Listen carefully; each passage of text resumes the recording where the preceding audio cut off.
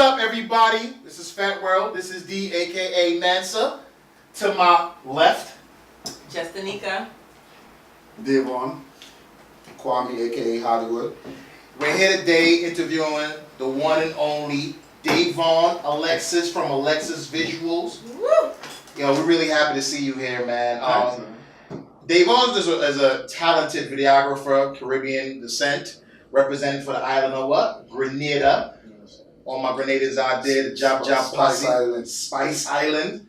And he's going to be talking to us today a little bit about his work and how he got to where he's at and what he's currently doing. So, Davone, I'm going to give you the floor. Talk to us a little bit about some of the work that you've done over the course of last year. How did you get into being a videographer? How did I get into being a videographer? So, Feteworld, thanks for having me. Basically, I just fell into this thing because I'm from Carriacou, Grenada. Small island off of Grenada, but belongs to Grenada. Unique. Carriacou. Look it up. C-A-R-R-I-A. Listen, we don't even know that. Anyway. Google it. He's like, Google it. So Jay reminds us all the time.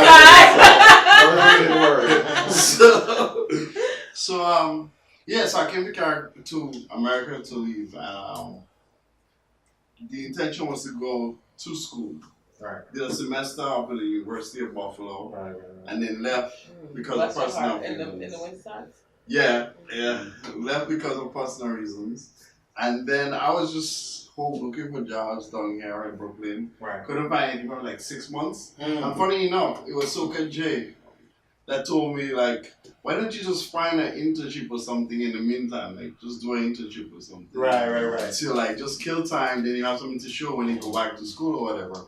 And when I was in Carriacou, I used to teach myself programs. Right. So I would open up Premiere Pro or the video editing programs and just learn it, read books, joke it up, thing until I could figure out the entire program, basically. Yeah. So I had 1 or 2 videos that I did from Grenada. So I used that to get a video production internship. Oh, wow. Where did you get the internship? The internship was for Get Down. It was a public service announcement that was doing HIV/AIDS awareness. Oh, okay. And the lady gave me a shot. Wow. And because of that, I kind of learned, she kind of pretty much showed me what editing was. Like, I had no clue there was a job called an editor. I didn't know who Spike Lee was. I didn't know all these things. Wow. But because of knowing that she would give me homework, that lady sent me to a workshop with Sam Pollard, which was the editor of some of my Spike Lee movies. Right. And that was the first introduction I got to video editing and what video editing was. And by getting hooked on that, then I started learning. I'm basically self-taught.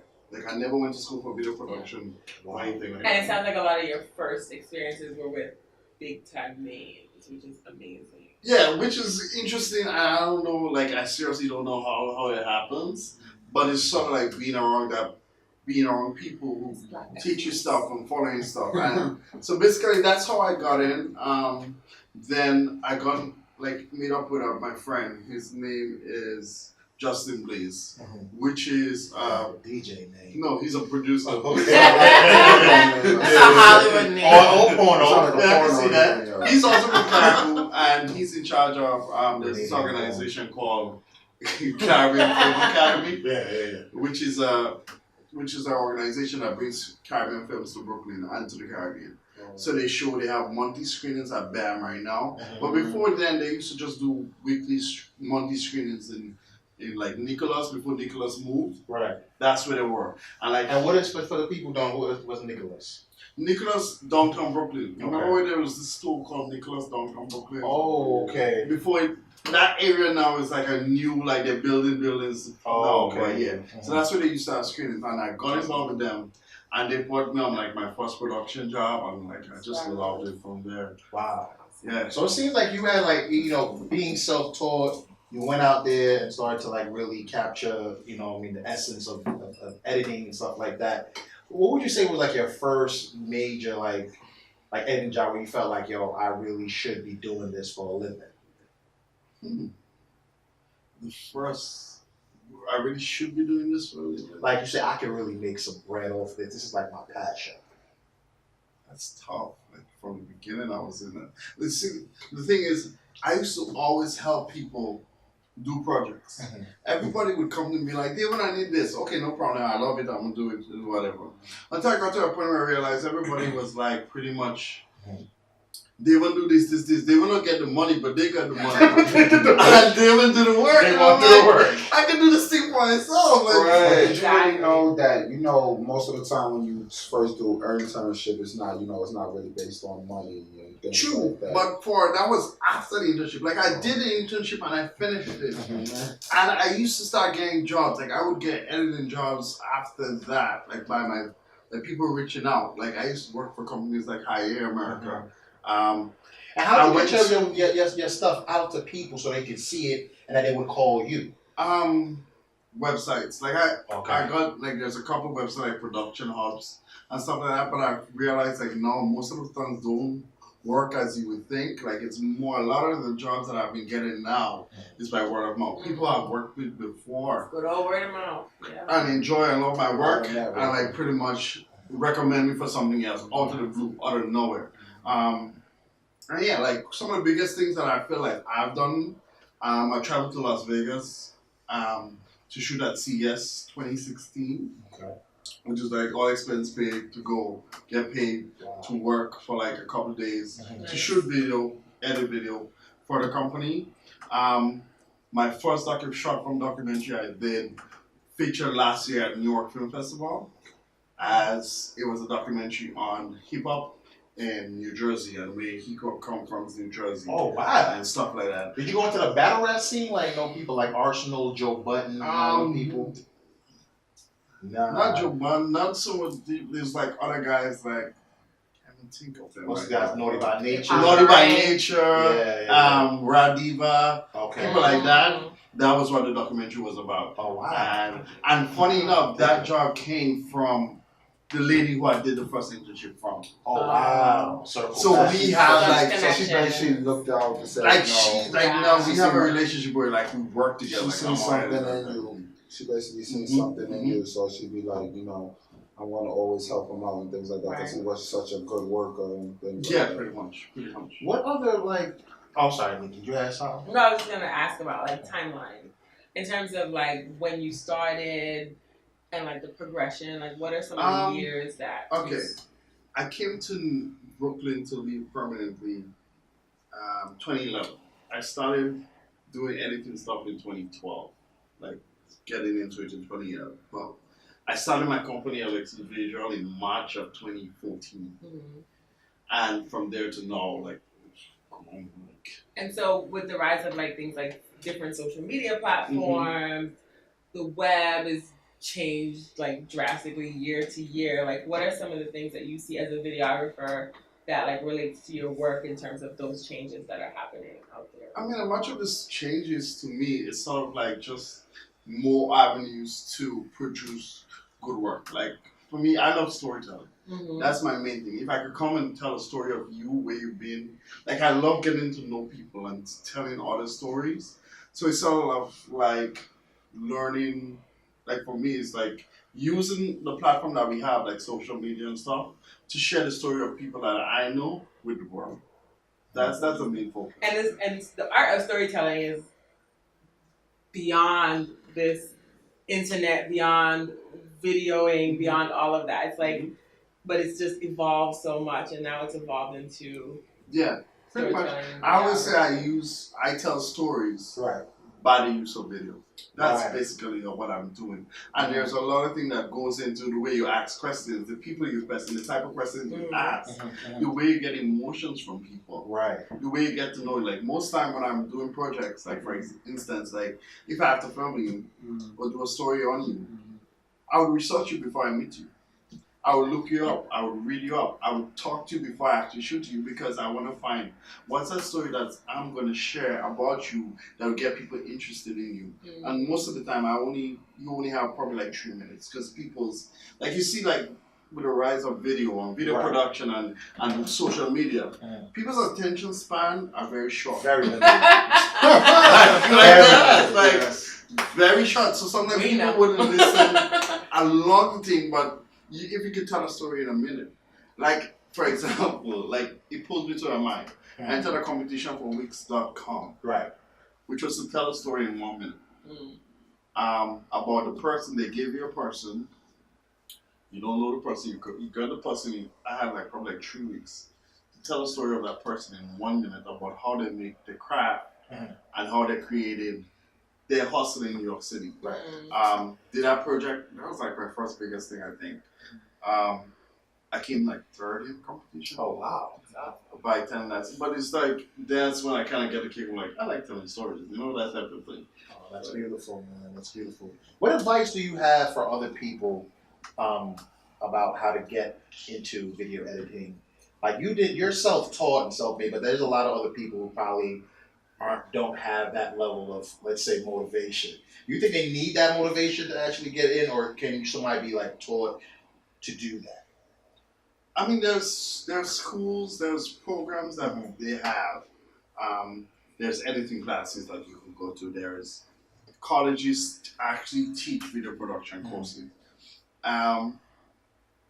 But you have to be able to learn. Like the thing is, editing is a thing. In order for you to be a good editor, Right. you have to be Editing all the time. In order for you to be a good singer, you have to be singing. singing. In order for you to be a good writer, you gotta be writing. So you just gotta practice. It's a lot of practice. Practice, That's the only way you're gonna learn. Like the things I know now, like when I see videos I did from before and videos I be now, I see a drastic change because why? I've been just doing it.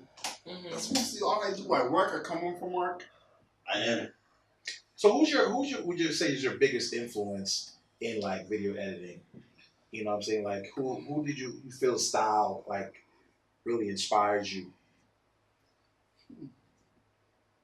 I think there's a lot of the people around me and the people that I meet. Okay. You know when there's a goal, there's somebody you want to be. And I do this crazy thing sometimes where I would randomly message people I never knew. That sounds like a drunk night. No, like crazy. Like people think it's weird. I don't think like. I would look up people online. Right. I remember this one time. I saw this dope documentary, dope short piece online, right? I looked up, I found the person that they would state like who edited it. Right. I found the person's name. Googled the person's name, find him on LinkedIn. Right. Found an email for the guy. Reached out to the guy, be like, hey, I saw this work, I love it. I wish I could ask you a couple of questions. Right. Turns out it wasn't the guy. But the guy that I emailed was an editor who was working at Yahoo. So I got to come in a day at Yahoo to hang out with this guy and talk and ask questions. And watch what he does. And watch what he does. And stuff like that. So people just gotta be extremely motivated to just go out there and jump into the experience, man. If you want it, like it's a lot of work. Sometimes I feel like it's not getting anywhere and people tell me, oh, your work is good. Yeah, but sometimes you don't see that. Like you're working it, but it's like you're constantly working to this goal. It's like every time I finish a project, it's sort of like I put that behind. It's like I forget it sometimes. I forget it, and like I'm working on to the next thing because you always gotta be doing it. Like it doesn't feel like because normally it doesn't feel like work to me. Right. I love doing this thing. I'm stressed. I'm doing it. But it's like if you want it, if you want to learn, you have to put it there. You have to do it. So, talk to us a little bit about some of the projects that you worked on before that you know what I mean that you like to share, and then things that you're working on now. Let's start with before. Like, what's some of the major ones that you? So, like I shared the documentary that got entered into New York Film Festival. Right. Also things that I worked on. What's the name of the documentary? I was I'm working on so many projects. I know, right? He just said he forgot it. It's called A Great Day in New Jersey Hip Hop. Oh, A Great Day in New Jersey Hip Hop. And that was one. Then the Wix project. I've done a lot of work for Boys and Girls Club in New Jersey, Patterson Passaic. That's big. Love hanging out with you. Just hanging out with the kids, doing things like those type of relationships I like. High A America. I've worked on a lot of projects with them. What else? Who else did I work with? I worked for BET as production assistant. ABC. So, okay. There's a show that comes out on ABC and August the 18th. Right. It's called We Day on ABC, Channel 7 at 8 p.m. I was a production assistant on one of those jobs. Oh wow! Yeah. Wow. That's exciting. We will be tuning in for that. It's called We Day. It's called We Day. And it comes out when? It comes out August 18th. 18th to the 17th. One of those. Let's take a look at that. Definitely. And so you also done some like work for fashion models and stuff like that, and a notable actress, excuse me. Oh yeah. Yeah, can we talk a little bit about that? Yeah, definitely. I recently did an edit for Gabriella Union. For her makeup, for her hairline, feeling flawless. Okay. I didn't even know Gabrielle Union had it here. I didn't even know either, but it's like products, right? Yeah. Products. But it's interesting, like even that job though is how you get these things. Mm-hmm. It's a lot about me just being myself in a sense, because the guy that I did that with, he was on Instagram. And he was like, hey, I need someone help with editing. I'm not good at editing. So I just messaged him, hey, what you need? That guy lives in Los Angeles. Can I help you out? It was a project from before that he had did for Larry Sims. Okay. But that didn't go through. So I'm like, hey, Bummer, I did a video, but he didn't go, the guy didn't use it. So I was like, okay. Then he hit me up again and like, okay, I have this one. It's with Gabrielle Union. I was like, sure. But it's simple things that are like, it's a lot to do with like, networking and being putting yourself up and doing stuff for free in the beginning, where it's like you put all this effort out, right? And then later on it kind of grows. It's like I haven't got here now just because of me just sitting down doing nothing. It took a lot, putting a lot of work in. So you've been doing also a lot of Caribbean oriented like films and documentaries. Can you talk to us a little bit about one of the ones you're working on now? Okay, so my biggest documentary now that I'm finishing up this month is Panorama Jamming to the Top. Okay. And it's basically about Pan in Brooklyn, which follows a still band that performs in Panorama every year. Yes. And it shows the struggles that Pan players actually go through every year to bring a band out to Panorama. Right. As well as the love that people actually have for Pan, for still Pan, something like Trailer. Right. The love that they have for it in Brooklyn here. Right. So that was basically, and it's pretty much going to be my first full-length documentary. So wow, that's exciting. Big deal. And definitely we'll be talking about that on Feteworld. We're going to watch it. We're going to bring it back. You know what I mean? Because it's Caribbean art there. We're going to talk about it. And, we can be a little critical at times. So that's fine. I just want to let you all love. Just all love. And also, there's some ideas that we talked about.